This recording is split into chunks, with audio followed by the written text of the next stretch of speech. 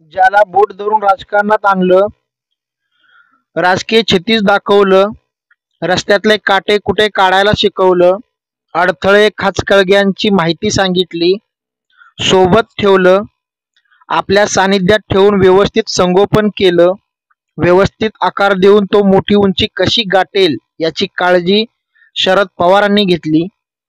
जेव्हा जेव्हा विरोधी नजरांनी त्याला चेंगरण्याचा प्रयत्न केला, तेव्हा तेव्हा सावली बनून खंबीरपणे पाठीशी उभा राहिले. तो हळूहळू मोठा झाला.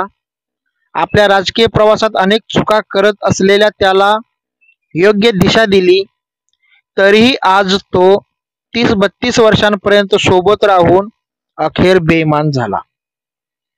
ही कहाणी आहे शरद पवारांची व अजित पवारांची, आणि या कहाणीतलं बेईमान झालेलं पात्र आहे अजित पवार यांचं. मित्रांनो, कशी गंमत आहे बघा. अजित पवारांना शरद पवारांनी बोट धरून राजकारणात आणलं, आपल्या सहवासात ठेवलं, राजकीय शिकवण दिली. तू घाबरू नकोस, ठामपणे आपले काम करत राहा, मी तुझ्या सोबत आहे असा आधार दिला. आणि हेच अजित पवार शरद पवार नावाच्या झाडावर बसून राजकीय प्रवास करत करत याच झाडावरील फळं खात मोठे झाले. अनेक लाभाची पदं मिळवली. या पदातून पाहिजे तशी सगळ्यांना अंधारात ठेवून मलई सुद्धा खाल्ली. स्वतःचं नाव मोठं केलं, स्वतःचं करिअर मोठं केलं, स्वतःची राजकीय उंची वाढवून घेतली. प्रत्येक गोष्ट जी आपल्याला हवी आहे ती मिळवली, आणि शेवटी आधार दिलेल्या त्या वटवृक्षाला जखम दिली. आधार दिलेल्या त्या वटवृक्षाच्याच फांद्या तोडण्याचं काम केलं. पवार साहेबांना सोडून एका दिवसात वेगळे झाले.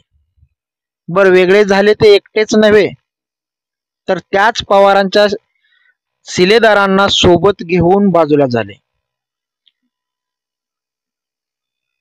त्यांनी एक असं बंड केलं जे इतिहासात नेहमी आठवणीत ठेवलं जाईल.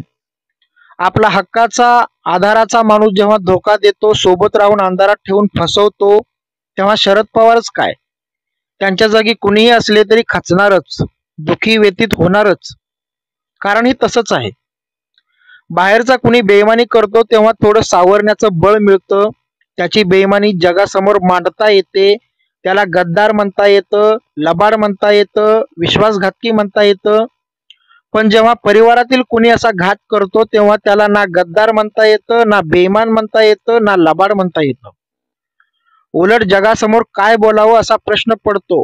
कारण या घटनेनं चटका लागलेला असतो तो काळजाला, आघात झालेला असतो तो अंतर्मनावर, आणि जाणीव झालेली असते ती आपलीच सावली बेईमान झाल्याची.